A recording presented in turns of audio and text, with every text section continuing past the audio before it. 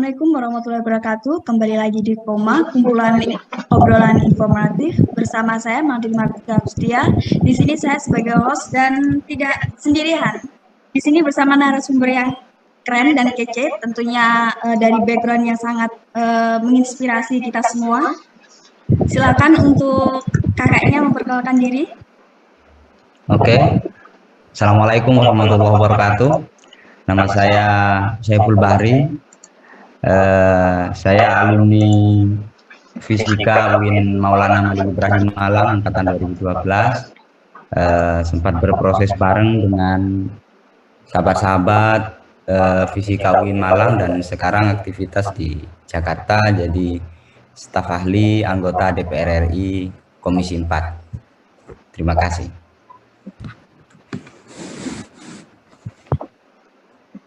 Gimana ya kabarnya di era pandemi yang seperti ini? Ya, alhamdulillah baik. Kalau pekerjaan saya tidak terganggu, aktivitas saya ya sama seperti biasanya. Hanya mungkin kalau dulu bisa ketemu dengan ratusan, ribuan orang, kalau sekarang mungkin terbatas 10, 15 sampai 30 begitu kira-kira.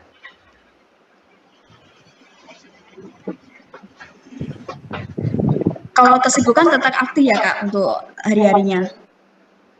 Alhamdulillah kan kebetulan saya itu sering mobile ya antara di Jakarta terus kemudian tugas di daerah, pendampingan masyarakat dan lain sebagainya. Jadi pas kebetulan ini lagi ada di daerah Jawa Tengah, lagi BIMTEK kemarin aja acara BIMTEK dengan petani hari ini.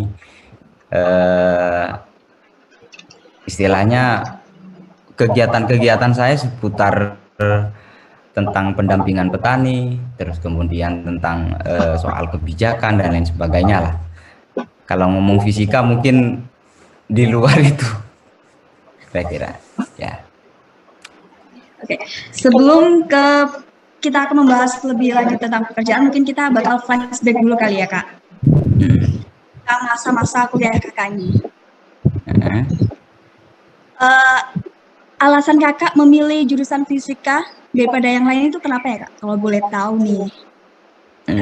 Itu agak unik dan mungkin beberapa teman tidak terfikirkan tentang alasan saya. Saya dulu mondok saya kebetulan backgroundnya orang Madura ya.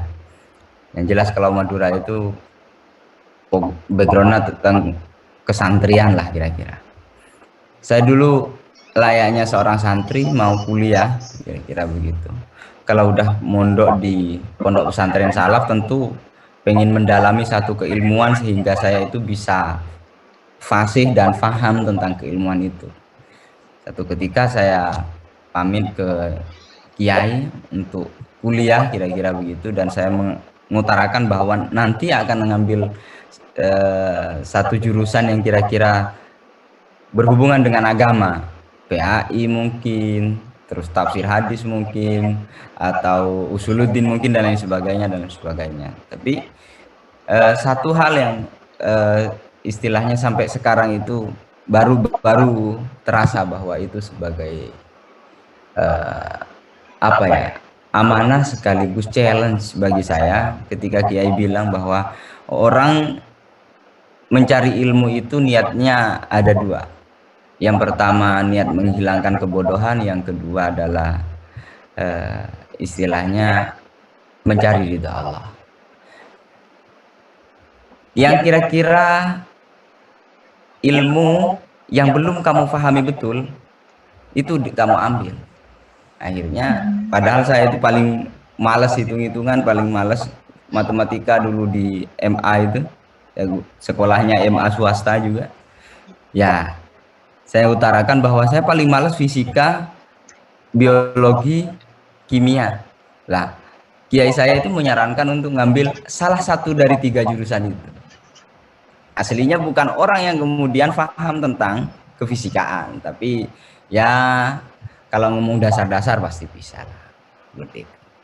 Alhamdulillahnya juga walaupun istilahnya bukan background orang yang memahami tentang fisika, ternyata juga bisa lulus juga di UIN Malang. Itu. Setuju Kak. Hampir mirip dengan alasan saya. Oke. Kita lanjut untuk pertanyaan berikutnya ya. Kesibukan apa nih Kak yang Kakak ambil waktu kuliah? Selain kuliah ya Kak? Ya, selain kuliah. Banyak sih karena saya itu sebelum kuliah saya itu bukan nganggur lah istilahnya. Di pondok saya itu dulu wajib pengabdian masyarakat 1 tahun, dan itu betul-betul menurut saya melatih saya untuk kemudian bertransformasi di masyarakat, belajar bermasyarakat, belajar sosial dan lain sebagainya itu selama 1 tahun, menghadapi banyak karakter dan lain sebagainya, ketemu dengan lapisan masyarakat tingkat atas bawah dan lain sebagainya, sehingga kemudian ketika saya masuk kampus saya tidak lagi berpikir soal bagaimana kemudian saya meraih nilai yang cukup tinggi, tidak. Karena apa? Sebelum kuliah saya sudah merasakan masyarakat itu butuh sentuhan, butuh aksi, butuh uluran tangan, butuh kreativitas kita untuk kemudian menyelesaikan problem-problem mereka.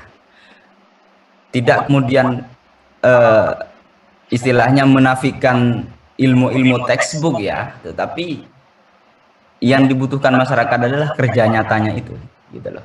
Sehingga ketika saya masuk perguruan tinggi, satu hal yang saya cari adalah organisasi.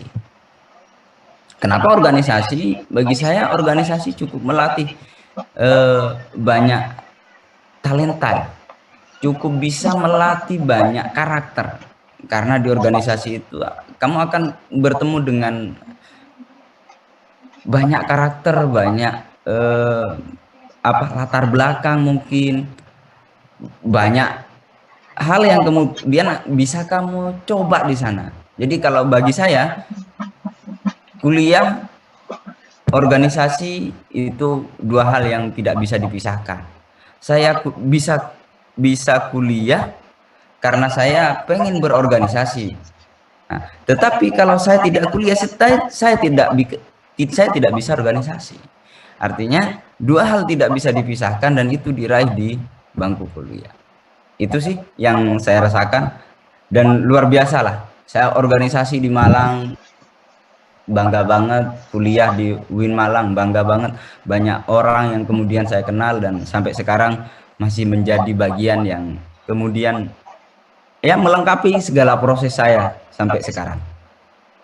Misalnya terkait pekerjaan saya, ya terkait kuliah saya di UIN, terkait organisasi saya di UIN, sampai pekerjaan saya gitu. Jadi semua memori-memori organisasi dan perkuliahan itu tidak akan pernah hilang dari ingatan saya, karena itu selalu berhubungan dengan pekerjaan saya. Itu. Keren Kak, keren. Nah, berarti kalau menurut Kakak ini organisasi sendiri penting banget ya buat untuk menempa pribadi seseorang sendiri, gitu Kak? Ya.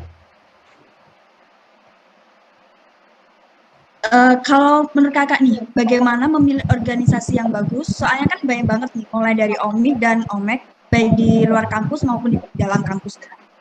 Itu bagaimana Kak?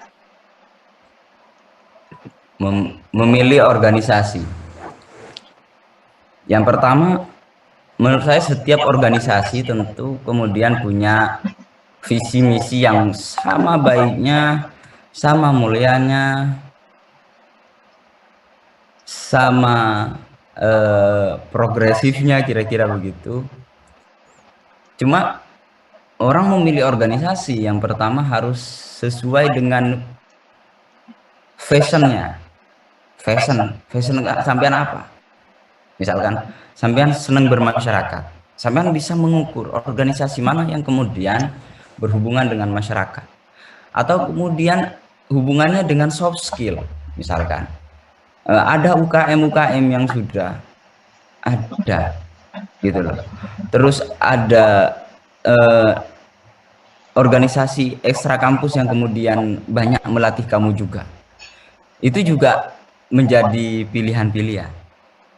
Terus kemudian misinya yang jangan lupa. Tentu kemudian sampean harus flashback. Saya berangkat dari mana, saya orang apa, orang tua saya apa, warga masyarakat saya apa. Dan kalau saya nanti terjun di masyarakat, mereka itu backgroundnya apa. Kira-kira nih, misalkan saya orang NU misal, berangkat dari orang NU. Ya misi saya lah istilahnya, kira-kira kalau saya tuh sejelek-jeleknya saya pulang lagi ke Madura tuh, sejelek-jeleknya saya kalau pulang itu masih bisa mimpin tahlil lah kira-kira. Jadi saya kira lah, akhirnya saya milih organisasi yang senengannya tahlilan. Yo ada PMI dulu di Malang gitu kan, ada organisasi NU di Malang, saya ikut waktu itu. Ya disesuaikan lah passion sampean apa. Ternyata juga organisasi ekstra kampus itu ada manfaatnya, karena bagi saya dulu berpikir begini, saya ini kalau keahlian kan setengah-setengah, public speaking ya setengah-setengah, terus kemudian seni religius gak bisa juga, terus kemudian musik apalagi, terus kemudian apa tulis menulis apa namanya kayak penelitian riset dan sebagainya, saya belum bisa konsisten kira-kira. Akhirnya saya ikut organisasi, di mana di organisasi itu saya itu lebih fleksibel mau belajar dengan siapa, kapan, tentang apa. Nah, itu penting bagi mahasiswa setengah-setengah seperti saya. Itu penting milih organisasi yang kemudian sampean bisa belajar tentang apa, dengan siapa, kapan mau belajarnya, enak. Nah, ngambil organisasi yang itu kalau setengah-setengah. Tapi kalau sampean sudah punya soft skill sebelum masuk kuliah, punya keahlian khusus sebelum masuk kuliah, segeralah bergabung dengan komunitas-komunitas yang lebih besar lagi dan punya konektivitas ke tingkat yang lebih luas lagi, gitu.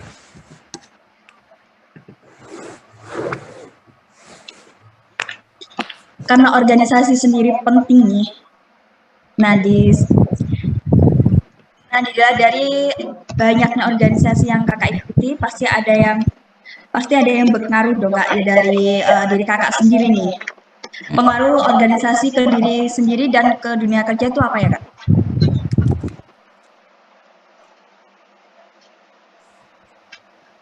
Ini belajar dari pengalamannya. Untuk dunia kerja, ya. Oke. Ya. Saya dulu, kalau bagi saya tidak bisa dicontoh secara akademik karena saya tidak punya istilahnya satu riset yang kemudian bisa diteruskan adik-adik dan dijadikan sebagai platform lah. Ya mungkin mahasiswa biasa kalau di depan dosen dan ya kira-kira aktivis, kadang-kadang ya ganggu aktivitas kampus, biasanya begitu. Tapi saya alhamdulillah bisa lulus 10 semester itu. Perkiraan orang-orang itu kalau saya lulus itu 14 semester dan lain sebagainya. Saya 10 semester jadi saya sedikit bercerita bahwa satu saat saya itu membutuhkan banyak alternatif pekerjaan dengan posisi saya. Mungkin jelek-jeleknya kalau saya itu pasrah terhadap takdir, ya jadi guru lah, pulang kampung dan lain sebagainya, dari guru ngaji dan lain sebagainya bisa pulang kampung. Tetapi yang membuka banyak kesempatan bahwa saya itu akan dapat pekerjaan macam-macam, saya itu ikut berbagai organisasi. Intra kampus saya dulu pernah ketua himpunan mahasiswa jurusan di fisika, terus kemudian pasca itu saya tidak puas dengan hanya kenal orang-orang fisika aja. Saya ikut forum mahasiswa fisika se-Jawa Timur, namanya formasi, yang banyak ketemu dengan orang. Bukan hanya ketemu, tetapi ketika saya kenal, selalu saya dalamin mereka itu punya konektivitas apa. Mereka misalkan saya ketemu sama anak ITS, oh luar biasa anak ITS. anak ITS ini punya kekuatan istilahnya senioritas atau kemudian punya kekuatan koneksi akademisnya yang luar biasa.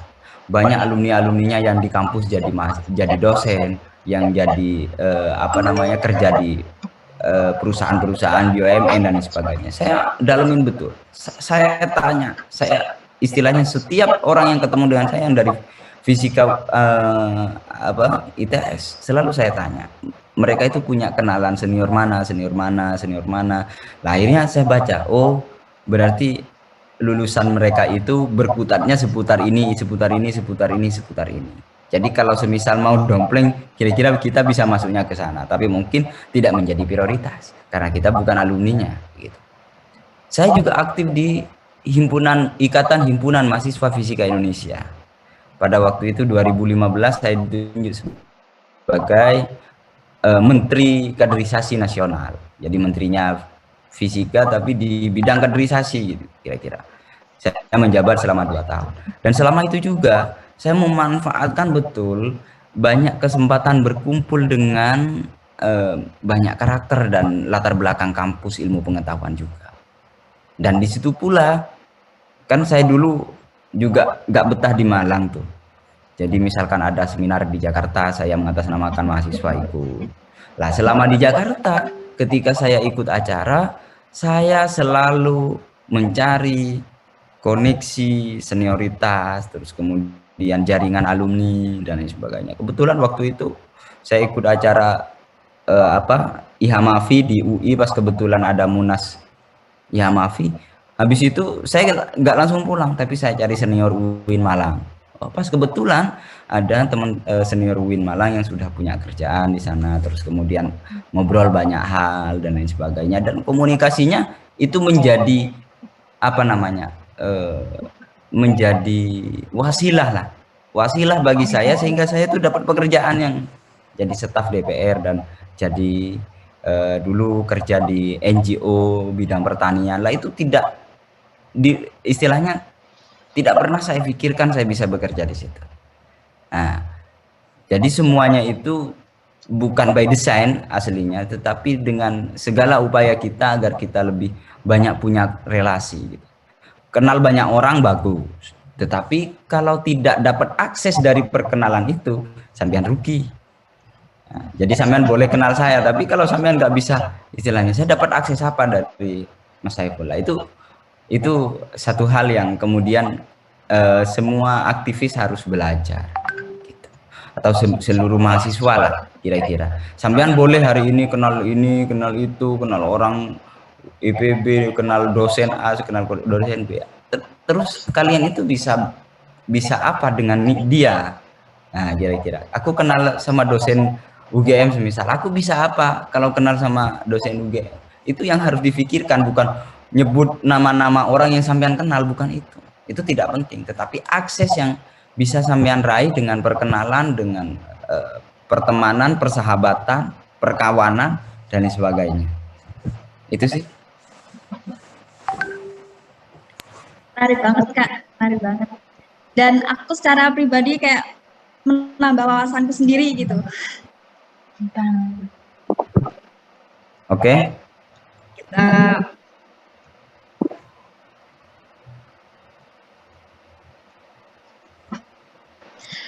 Oh ya Kak, mengapa Kakak memilih jadi staf DPR?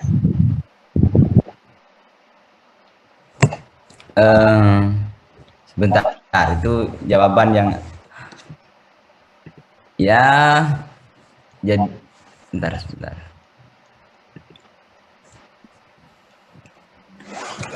Yang pertama, saya sebelum masuk di staf DPR, sebelum itu saya pasca lulus, saya 2017 itu masih di UIN, baru lulus. UIN Malang 17 itu baru masuk, baru lulus. Tapi wisuda saya Agustus 2018 kira-kira. Nah, tapi awal 2018 saya sudah di Jakarta. Sebelum wisuda saya sudah kerja di sebuah LSM ataupun NGO, itu di bidang pertanian, sampai ya boleh dibilang sampai sekarang jadi member begitu. saya ikut senior PMII namanya Gustin, beliau juga Malang dulu tapi kuliahnya di Unisma lah, itu saya kenal orang dan saya dapat pekerjaan dari beliau gitu. Nah, saya ikut beliau dulu dari 2018 sampai 2019 dan mungkin sampai sekarang sebagai kader di LSM atau NGO itu, Ormas Tani. Nah, pas satu ketika bos saya ini kebetulan ngambil komisi yang hubungannya dengan dunia pertanian. Nah, dan bos saya yang sekarang itu adalah alumni UIN Malang juga, tapi angkatan 92 lah kira-kira. Tapi saya nggak menangnya lah, nggak kenale juga baru juga. Tapi juga karena kenalan senior ke senior ke senior ke senior terus kemudian saya dikenalkan dengan beliau, saya ditawarkan, oh ini cocok kayaknya ke sampean karena dia pernah ikut Ormas Tani, kira-kira sampean komisi 4, insya Allah orangnya bisa kemudian menjalankan misi dari anggota DPR. Nah, beliau juga alumni saya di PMII dulu dan sebagainya. Jadi apa ya? Saya selalu dimudahkan dengan jaringan. Nggak tahu sih, tidak pernah pakai istilahnya lamaran kerja dan lain sebagainya. Saya tidak. Saya selalu dapat recall dari apa yang kemudian pernah saya lakukan saat kuliah. Saya kenal banyak orang, sowan ke senior-senior, ngadep ke para alumni-alumni. Saya seolah-olah menuju ke sini itu seolah di-recall oleh memori lama, dipanggil kembali oleh memori lama sehingga oh saya harus ke sini, harus menjadi ini dan begini dan begitu. Saya nikmati betul itu. Tapi ya nggak tahu untuk ke depan mungkin adik-adik tidak mungkin selalu dapat privilege tentang pekerjaan dan sebagainya, dan itu harus mulai difikirkan secara serius oleh adik-adik, apalagi yang ada di kampus. Berorganisasi itu tidak kemudian menentukan nasib sampean rugi. Pun kuliah, sampean yakin sampean dulu misalkan ditanya, sampean ngambil fisika, sampean yakin nggak fisika itu bisa mengantarkan sampean ke dunia kerja misalnya. Nah, dan itu bisa ditanyakan ke semua mahasiswa yang walaupun bukan jurusan fisika, tidak ada misalnya. Sampean ngambil ilmu politik, apakah sampean jadi politisi? Ya nggak mungkin. Malah banyak yang politisi ulung itu yang enggak jurusan itu gitu. Artinya apa? Berorganisasi, kuliah dan lain sebagainya itu adalah membuka jalan segala kemungkinan. Kamu ketika membuka jalan segala kemungkinan, harus kamu coba apapun itu. Yang kira-kira kamu cepat bisa ya diprioritaskan, yang kira-kira masih mungkin kamu harus coba. Jadi begitu. Sampean berorganisasi juga tidak ada jaminan sampean sukses. Tetapi dengan berorganisasi sampean membuka peluang baru untuk proses alternatif lainnya. Gitu. Kalau saya nggak bisa jadi dosen, nggak bisa jadi guru teladan dan sebagainya, lo kira-kira saya kerja di dunia swadaya masyarakat, pemberdayaan dan sebagainya. Kalau ikut organisasi, jadi banyak alternatif. Itu yang harus kemudian menjadi menjadi salah satu pijakan lah. Orang kuliah itu ya penting sebagai identitas kalian semua adalah akademisi. Itu penting. Sebisa-bisanya adalah menjadi akademisi yang sesuai dengan keilmuannya. Tetapi di luar itu seminimalnya sampean ketika terjun ke masyarakat sampean masih bisa berguna gitu. Biar sampean jangan pernah mengutuk kegelapan, tapi cobalah menyalakan lilin gitu. Ada pepatah begitu. Jadi walaupun sampean itu tidak bisa melakukan hal yang luar biasa, sekurang-kurangnya hal kecil yang sampean buat adalah satu hal yang bermanfaat bagi sekitar, orang lain lah, minimal keluarga. Itu sih.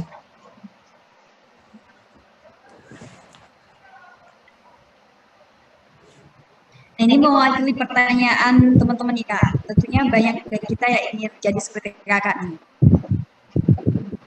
Untuk langkah awal sendiri, jika ingin seperti Kakak itu harus bagaimana? Langkah awal. Itu yang saya bilang. Yang pertama, Hmm, saya pesan kalau ke aktivis, kadang seseorang itu karena apa terlalu enak dengan dunia aktivismenya, mereka kadang lupa apa yang menjadi kewajiban utama dari orang kuliah, bahwa menyelesaikan kuliahnya itu sendiri. Nah, tapi lebih dari itu adalah langkah pertama saya dulu waktu kemudian menginjak ke dunia kerja nih, jangan ngomong soal capaian. Capaian itu adalah prestasi ketika dia sudah kerja. Mengupgrade dirinya ketika sudah kerja itu namanya capaian. Tetapi mendapatkan pekerjaan adalah pintu masuknya. Nah, untuk ke sana gitu, saya memastikan betul.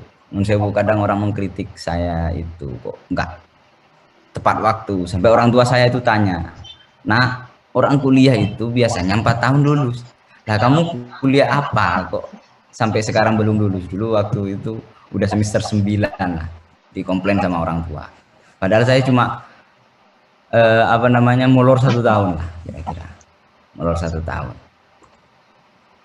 8, 9, 10 lah, molor 1 tahun. Tapi yang saya pastikan adalah sebelum aku lulus, aku harus bisa memastikan dan mengira-ngira saya itu punya karir apa nanti. Saya punya karir apa. Dan ketika itu saya mencoba untuk komunikasi dengan lintas jaringan yang sudah saya kenal, orang senior yang sudah saya kenal, saya menawarkan diri bahwa saya bisa ini, saya bisa melakukan ini. Sehingga saya itu dipanggil ke Jakarta. Waktu itu baru seminggu saya selesai sidang skripsi. Saya dipanggil ke Jakarta, saya kerja di sana, kerja di Ormas Tani, saya selama 2 tahun. Nah, alhamdulillah dari itu saya dapat pekerjaan yang lain dan istilahnya menambah banyak wawasan, menambah banyak jaringan dan sebagainya. Tapi langkah awal adalah pertama luruskan niat. Luruskan niat. Sampean cari ilmu. Sampean cari ridho Allah. Itu yang pertama. Berangkat kuliahnya. Dan itu jangan sampai lupa. Soal keilmuan, jangan sampai sampean matok pekerjaan. Karena sampean mau menghilangkan kebodohan. Saya kemarin waktu sebelum kuliah bilangnya saya berangkat ke Malang itu untuk menghilangkan kebodohan dan untuk cari ridho Allah. Itu titik. Jadi persoalan keilmuan, kefisikaan, istilahnya target saya cuma satu. Penting saya nggak bodoh-bodoh amat lah tentang fisika. Artinya saya bisa lulus fisika dan saya bisa tahu tentang ilmu dasar fisika. Itu cukup, itu aja. Karena patokan saya cuma istilahnya menghilangkan kebodohan tentang fisika, mencari ridho Allah. Sisanya adalah upaya saya. Iya caranya aku bisa bertahan hidup nih. Minimal aku di Malang gitu kan. Nah, cara bertahan hidup itu saya belajar betul di Malang. Belajar betul di Malang. Karena saya itu juga harus memikirkan adik-adik saya yang belum sekolah dan sebagainya. Artinya saya punya pikiran bahwa mosok yo orang tua cuma mau mendanai saya untuk kira-kira belan-belani biar saya sukses dan sebagainya. Sedangkan saya misalkan gak becus kuliah dan sebagainya, kan saya rugi. Jadi saya selama kuliah itu belajar ilmu apapun yang kemudian membuka wawasan saya dan membuat saya bisa bertahan hidup di Malang gitu loh. Mungkin adik-adik gak bisa bayangin. Saya mungkin dulu baru-baru kuliah masih ngelesin 1-2 orang. Tetapi ketika sudah semester 9, semester 10, saya sudah malas mau ngajarin orang malas mau ngelesin dan lain sebagainya, les privat dan sebagainya. Saya malah beralih ke jadi karyawan itu loh. Print-printan di depan UIN itu. Jadi semester 9, 10 bayangin, saya itu dulu mantan senior-senior adik-adik yang kemudian saya printkan kertasnya gitu, tugas-tugasnya. Saya melakukan itu untuk bertahan hidup di Malang. Dan proses itu sangat selalu saya ceritakan ke adik-adik bahwa semua itu tidak ada privilege dalam berorganisasi, dalam kuliah, tidak ada privilege, tidak ada jalan mulus. Semua akan diuji di prosesnya masing-masing. Kalian sekarang mungkin diuji dengan pandemi ini juga membantu, istilahnya menguji kalian untuk bertemu dengan banyak karakter, bertemu dengan banyak kenalan yang kira-kira akan membawa kamu ke masa depan kira-kira. Tetapi dari itu tidak menutup kemungkinan kalian juga banyak jaringan alumni, kalian juga banyak jaringan senior yang kemudian sekarang sudah kerja di bidangnya masing-masing, kira-kira begitu. Jadi semua zaman itu punya tantangan, tetapi setiap zaman itu pasti punya anak zamannya, aktornya. Kalianlah aktornya. Kalau sampean yakin bahwa loh saya ini aktor di zaman ini, atau kemudian anak zaman ini,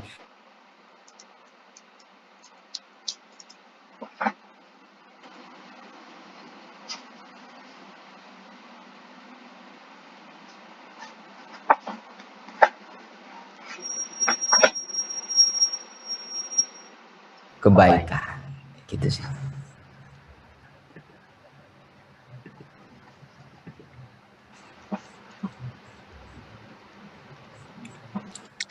Untuk kedepannya kita perlu menyiapkan apa saja Kak sebelum kita memasuki dunia kerja ini.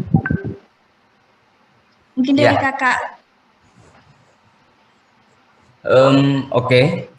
Jadi saya tadi itu hanya berbicara soal apa namanya, alat dan kerangka ketika mau masuk sebuah dunia kerja, tidak berbicara soal bagaimana saat masuk dunia kerja. Jadi hanya jalan menuju ke satu pintu, tetapi bagaimana ketika kamu ada di dalam pintu dan kamu melakukannya sendiri. Yang tentu pertama yang harus dipersiapkan adalah profesionalitas. Itu penting. Mau kalian masuk sebuah perusahaan karena punya ayah sampean, karena punya saudara sampean, karena punya senior sampean, saudara kawan sampean, atau lain sebagainya, ketika sampean sudah masuk, jangan selalu mengglorifikasi tentang kedekatan personal, tetapi buktikan bahwa sampean benar-benar bisa bekerja di sana. Kadang kebalik nih, misalkan saya kerja di satu instansi dan saya dapat pekerjaan karena senior saya, itu disebutkan terus di depan rekan kerjanya agar rekan kerjanya itu merasa bahwa oh ini nggak bisa diganggu karena ini anak bosnya, misalkan anak buah bosnya, atau kemudian adik kelasnya bosnya atau lain sebagainya. Itu jangan sampai dipakai. Kalian masuk ke dunia kerja harus membuktikan bahwa kalian itu profesional, bahwa kamu dapat privilege, kamu harus bisa membuktikan bahwa privilege itu tidak salah jatuh ke sampean. Nah, artinya apa? Yang harus dipersiapkan sejak kuliah, berlatih, belajar sedemikian rupa agar profesionalitas itu tumbuh. Sampai ikut organisasi sekaligus melatih profesionalitas. Kalau urusannya tentang public relation, jangan ngurusi tentang minat bakat. Nah, kalau di divisinya adalah divisi agama, jangan ngurusin public relation. Itu tidak match, gitu loh. Jadi mulailah belajar apa yang menjadi target pekerjaan organisasi. Itu adalah target besar bagi pekerjaan pribadi, gitu loh. Apa yang menjadi target dari pekerjaan pribadi itu adalah bisa menjadi turunan dari pekerjaan organisasi. Lah, itu jangan sampai mendikotomi. Jangan sampai misalkan saya kepentingan pribadi menguasai organisasi, bukan salah. Nah, tetapi turunan-turunan pekerjaan organisasi itu bisa apa namanya, mengafirmasi dari kerja-kerja pribadinya. Lah itu akan terjadi apa namanya, pembelajaran yang luar biasa untuk melatih keprofesionalan. Lah di dunia kuliah juga diajari seperti itu, mulai dari bagaimana mengerjakan tugas kalian yang profesional, mulai dari mengerjakan kalau di fisika itu ada praktikum yang profesional, ya belajar yang profesional, berorganisasi yang profesional, dan lain sebagainya dan lain sebagainya. Di perjalanan itu mau tidak mau kalian akan bertemu dengan banyak kepentingan, dengan banyak orang.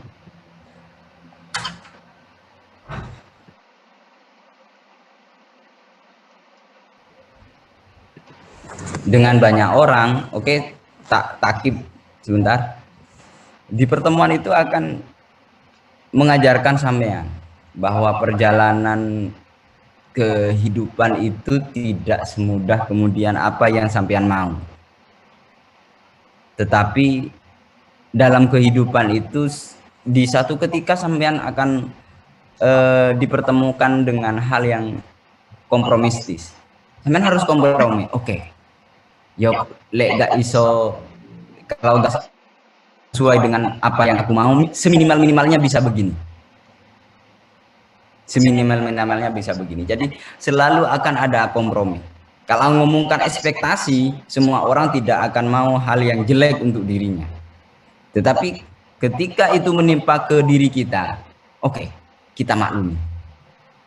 Jadi selalu akan ada istilahnya pemakluman ketika kemudian kita sudah berusaha. Tapi kalau tidak berusaha sama sekali, ya sangat keliru.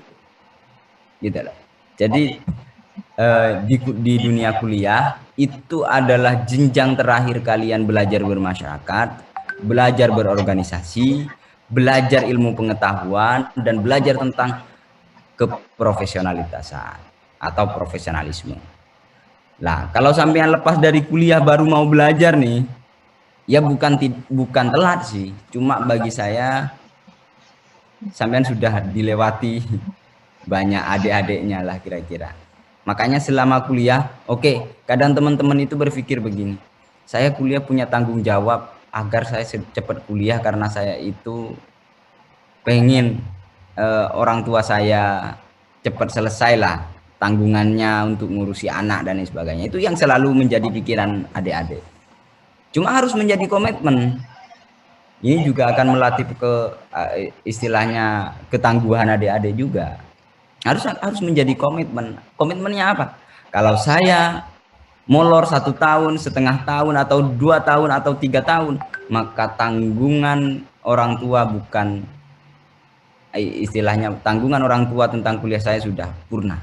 Jadi cukup membiayai sampai 8 semester. Kira-kira begitu. Jadi saya dulu semester 9, semester 10, dengan cara apapun saya bertahan hidup sampai selesai kuliah.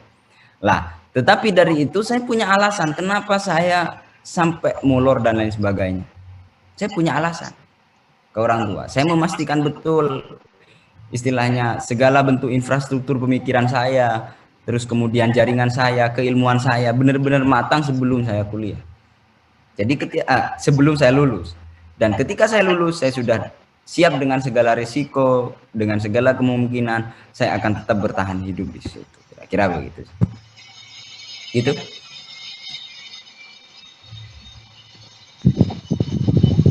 Boleh dikasih motivasi atau kata semangat atau pesan atau kesan untuk mahasiswa yang terutama jurusan fisika yang ikut, yang mungkin yang mau gabung nih dari organisasi. Silakan Kak.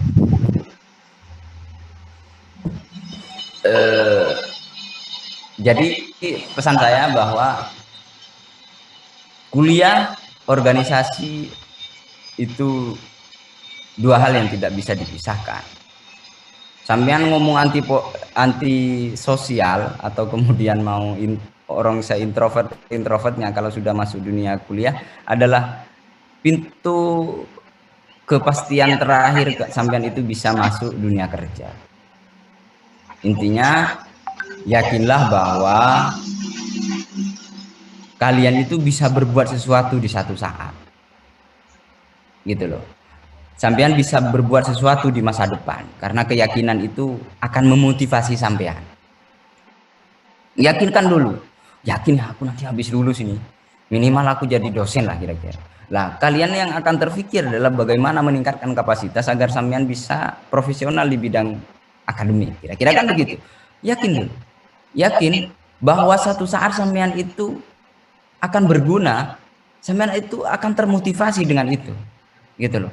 Saya dulu kan, melihat dengan segala dinamika, aku itu kalau jadi guru ya bermanfaatnya dalam kelas saja, aku bilang begitu, ya kan? Tetapi aku kayaknya lebih cocok ini bermasyarakat. Bermasyarakat apa? Duduk bareng dengan masyarakat, terus kemudian mendengarkan keluh kesah masyarakat, ya sekurang-kurangnya menjadi problem solver lah dari persoalan itu.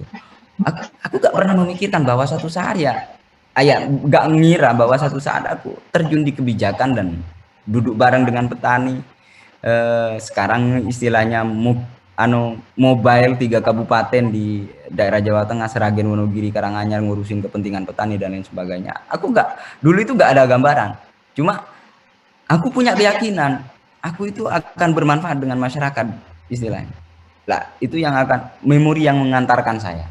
Nah, tetapi kemudian kesadaranlah yang menjadi menjadi pintu keberhasilan kalian. Nah, kalau tadi itu keyakinan itu bisa memotivasi kalian untuk melakukan banyak hal upaya. Tetapi kesadaran itu adalah puncak dari prestasi. Nah, sampean sadar diri bahwa ya kemampuanku ini ya wis prestasimu ya itu gitu loh. Jadi kalau sudah berusaha dengan luar biasa, kenal banyak orang, kenal anaknya presiden dan sebagainya, lah ujung-ujungnya tetap jadi buruh kira-kira. Loh yo wis kesadaranku yo prestasiku ini gitu kira-kira. Tetap istilahnya di satu saat kita upaya dengan sangat luar biasa, tetapi menyadari bahwa segala kemampuan ini mengantarkan saya begini begitu dan cukup istilahnya sementara. Lah itu adalah prestasi-prestasi kalian. Jadi intinya keyakinan itu motivasi dan kesadaran kita adalah prestasi untuk diri kita sendirilah minimal. Kapan kita memuji kita di depan kaca kira-kira, wah luar biasa kamu. Seminimal-minimalnya kamu sekarang masih bisa beli rokok dan lain sebagainya lah. Siapa yang misalkan kita sudah terpuruk nih tidak bisa bermanfaat ke masyarakat, jadi guru enggak ya, jadi apa ya, minimal aku bisa beli rokok untuk saya sendiri dan bermanfaat untuk saya sendiri lah, kira-kira begitu. Jadi orang hidup itu tentu akan menghadirkan kebermanfaatan, tetapi kebermanfaatan itu dibangun dari kesadaran kita bahwa kita mampu melakukan sesuatu yang lebih baik dari hal yang biasa-biasa saja. Lah, oleh karena itu pesan saya ke adik-adik sekalian, jangan sampai kemudian adik-adik itu fanatik tentang jurusan. Itu penting. Jangan sampai punya kefanatikan tentang jurusan. Oh, jurusan fisika itu tidak bisa pekerjaan IT. Nah, jangan salah. Jurusan fisika itu tidak bisa misalkan PAI, jangan salah. Jadi jangan fanatik dengan siapapun. Jadi dunia kuliah adalah dunia di mana kalian itu open minded, tidak terkungkung dengan proses sekolah yang kemudian terlalu mengklasterkan seseorang. Klaster matematika, klaster IPA, klaster IPS, ya kan? Klaster perempuan, laki-laki dan sebagainya. Tapi di sisi yang lain juga tidak kemudian menganut kebebasan yang sangat-sangat bebas ya. Maksud saya kan begitu. Artinya apa? Selama kuliah kalian harus bisa belajar dengan banyak karakter, banyak keahlian, banyak ilmu. Tapi ilmu yang kemudian dipelajari hari ini harus menjadi yang utama. Nah, makanya saya dulu ikut organisasi biar saya itu bisa desain itu dari organisasi. Maka saya dulu kan kesimpulannya, piye caranya ikut organisasi yang bisa melakukan banyak hal, istilahnya bisa belajar di mana saja, kapan saja, dengan siapa. Nah, saya hanya menemukan di PMII, tetapi mungkin di organisasi yang lain juga ada. Saya tidak matok itu. Nah, karena apa? Karena di sana ada orang TI, saya bisa belajar. Ayo aku ajari desain Corel, Photoshop. Loh, akhirnya saya sampai lulus itu bisa itu. Dan sampai sekarang itu merasa saya itu kebanggaan saya bisa melakukan pekerjaan yang di luar jurusan saya, kira-kira begitu. Lah, artinya apa? Adik-adik mulailah kemudian mencoba banyak jalan untuk kemudian di satu saat ini akan membuka pintu kesuksesan kalian. Tetapi sadarilah bahwa kemampuan kalian itu akan berbanding lurus dengan apa yang akan adik-adik dapat. Biar kemudian tidak merasa bahwa privilege ini akan mengantarkan saya begini. Kalau saya punya guru yang jadi PNS, saya akan jadi begini. Itu privilege namanya.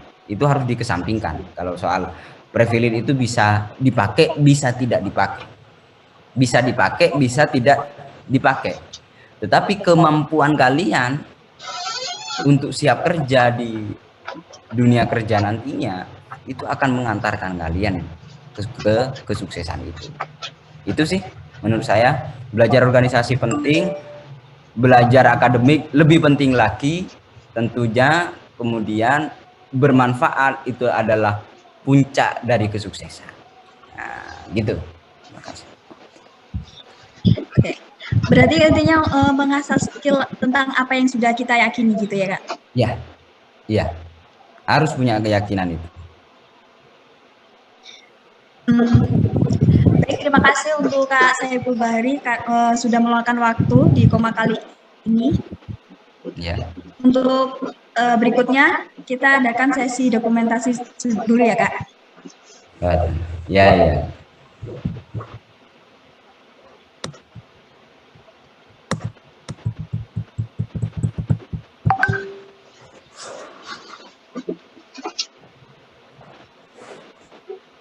Mungkin untuk yang kedua, Kak Ursula bisa on cam.